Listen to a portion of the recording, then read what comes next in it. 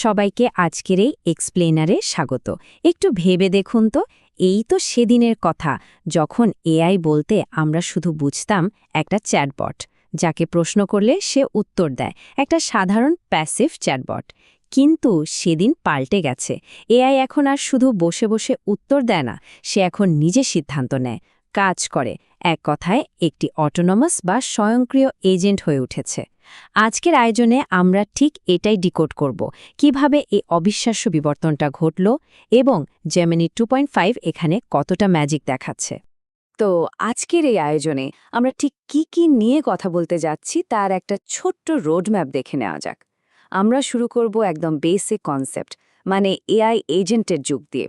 এরপর আমরা জেমিনি পরিবারের মডেলগুলোর সাথে পরিচিত হব, দেখব এআই আসলে কিভাবে চিন্তা করে, বেঞ্চমার্কগুলোতে এরা কেমন রেকর্ড করছে এবং সবশেষে এই শক্তিশালী সিস্টেমগুলোকে কিভাবে নিরাপদ রাখা হচ্ছে। চলুন শুরু করা যাক। চলুন সোজা ঢুকে পড়া যাক আমাদের প্রথম টপিকে, সেকশন 1, এআই এজেন্টের যুগ।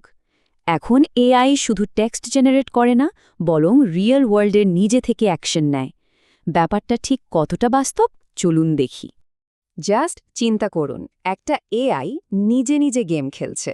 হ্যাঁ, ঠিকই শুনেছেন। জেমিনি প্লেস পোকেমন নামের এই এক্সপেরিমেন্টটার রীতিমতো চোখ কপালে তোলার মতো। জেমিনি 2.5 প্রো সম্পূর্ণ অটোনমাসলি বা নিজে নিজে গেমটি খেলেছে এবং মাত্র 406 ঘন্টার কিছু বেশি সময়ের মধ্যে এলিট 4কে হারিয়ে রীতিমতো চ্যাম্পিয়ন হয়ে গেছে। একজন সিঙ্গল প্লেয়ার হিসেবে একটা এআই এর এই অর্জন, মানে ভাবা যায়। আর এই টাইমলাইনটার দিকে তাকালেই বুঝবেন কাজটা মোটেও সোজা ছিল না। গেমের ভেতরে জটিল সব পাজেল আর মেজ, এগুলো কিন্তু এআই নিজে নিজেই সলভ করেছে। কিভাবে? এর বিশাল কনটেক্সট উইন্ডো ব্যবহার করে। এটি প্রমাণ করে যে এআই এখন শুধু তাৎক্ষণিক নির্দেশই পালন করে না, বরং দীর্ঘমেয়াদী একটা স্ট্র্যাটেজি মেনটেন করে লক্ষ্যে পৌঁছাতে পারে। আচ্ছা, গেম তো হলো, কিন্তু রিয়েল ওয়ার্ল্ডে, মানে ধরুন সফটওয়্যার ডেভেলপমেন্টে এর ইম্প্যাক্টটা কি? এখানে এন্ট্রি নিচ্ছে জুলস, জেমিনাই 2.5 প্রো দিয়ে চালানো গুগলের এই নতুন এআই কোডিং অ্যাসিস্ট্যান্ট। কিন্তু জাস্ট একটা টুল নয়, সে রীতিমতো একজন অটোনমাস ডেভেলপারের মতো কাজ করে। আপনি ঘুমাচ্ছেন আর ওদিকে জুলস ব্যাকগ্রাউন্ডে কোড রিপোজিটরি ক্লোন করছে, প্রজেক্টের স্ট্রাকচার বুঝছে, বাগ ফিক্স করছে, এমনকি গিটহাবের রিভিউয়ের জন্য রেডিমেড পুল রিকোয়েস্টও পাঠিয়ে দিচ্ছে। একেবারে পুরো প্যাকেজ। 1,40,000 সংখ্যাটা কিন্তু বিশাল।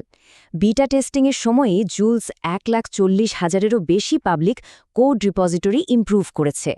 আর সবচেয়ে দারুণ খবরটা হলো, এখন ডেভেলপাররা প্রতিদিন 15টি টাস্ক একদম ফ্রিতে জুলসকে দিয়ে করিয়ে নিতে পারবেন।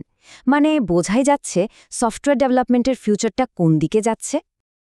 তো এই যে এত সব ম্যাজিক হচ্ছে, এর পেছনের ইঞ্জিনটা আসলে কি? চলুন সেকশন 2-এ গিয়ে পরিচিত হই নতুন জেমিনি 2.x ফ্যামিলির সাথে। এখানে পুরো লাইন আপটা দেখতে পাচ্ছেন। একদম টপে আছে জেমিনি 2.5 প্রো, সবচেয়ে ইন্টেলিজেন্ট এবং ডিপ রিজনিং বা গভীর চিন্তার কাজে মাস্টার। এরপর আছে 2.5 ফ্ল্যাশ, যেটা পারফরমেন্স আর স্পিডের দারুণ একটা ব্যালেন্স। আর দৈনন্দিন কাজের জন্য আছে সাশ্রয়ী 2.0 ফ্ল্যাশ। এবং আপনি যদি অনেক বড় স্কেলে একদম চোখের পলকে কাজ করতে চান, তাহলে আল্ট্রালো ল্যাটেন্সির 2.0 ফ্ল্যাশলাইট তো আছেই।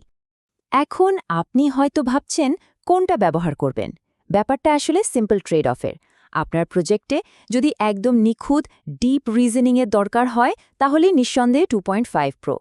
কিন্তু প্রজেক্টটি যদি হয় অনেক বড়, যেখানে আপনার স্পিড দরকার আর কস্টও লিমিটে রাখতে হবে, সেক্ষেত্রে 2.0 ফ্ল্যাশলাইট বেছে নেওয়াটাই সবচেয়ে স্মার্ট ডিসিশন। এবার আসা যাক সেকশন 3-তে। এই যে বারবার বলছি এআই এজেন্টগুলো এত নিখুঁত সিদ্ধান্ত নেয়, এরা আসলে কিভাবে চিন্তা করে। চলুন হুডের নিচে উকি দিয়ে মেকানিজমটা একটু বুঝি। এখানে থিঙ্কিং বাজেট নামের একটা দারুণ কনসেপ্ট আছে। জটিলে না গিয়ে একদম সহজ করে বলি, ধরুন কাউকে একটা প্রশ্ন করার পর সে সাথে সাথে উত্তর না দিয়ে কিছুক্ষণ সময় নিল ভাবার জন্য। এআই এর ক্ষেত্রেও ব্যাপারটা তাই। তাৎক্ষণিক উত্তর না দিয়ে এই ইনফারেন্স টাইম কম্পিউট ব্যবহার করে মডেলটি সমস্যার গভীরে গিয়ে চিন্তা করে, হাজার হাজার সম্ভাবনা নিয়ে ভাবে আর তারপর সবচেয়ে নিখুঁত উত্তরটা দেয়। আর এই ভাবার ক্যানভাসটা কত বড় জানেন? 10 লাখ টোকেনেরও বেশি। এর মানে হলো চিন্তা করার সময় মডেলটি একই সাথে পুরো একটা বিশাল কোড বেস অথবা 3 ঘন্টার আস্ত একটা ভিডিও নিজের মেমোরিতে অনায়াসেই ধরে রাখতে পারে। It's like a giant puzzle, আর এআই একসাথে সব টুকরো চোখের সামনে দেখতে পাচ্ছে। ডেটা কিন্তু মিথ্যা বলে না। এই চার্টটা দেখলেই বুঝবেন এআইকে যত বেশি থিঙ্কিং বাজেট বা ভাবার সময় দেওয়া হচ্ছে, কোডিং বা ম্যাথের মতো কঠিন টাস্কগুলোতে পারফরম্যান্সের গ্রাফটা ঠিক ততটাই সোজা উপরের দিকে উঠে যাচ্ছে। মানে ভাবার সুযোগ পেলে এআই যে ঠিক কতটা পাওয়ারফুল হতে পারে এটা তার একদম সলিড প্রমাণ। থিওরি তো অনেক হলো, এবার চলুন সেকশন 4-এ দেখি হার্ড ডেটা বা বেঞ্চমার্কে এরা ঠিক কেমন খেল দেখাচ্ছে। এই কোস্ট পারফরম্যান্স গ্রাফটা রীতিমতো একটা অভাবনীয় ভিক্টরি স্টোরি। জেমিনি 2.5 প্রো পুরো প্যারিটো ফ্রন্টিয়ারটাই শিফট করে দিয়েছে।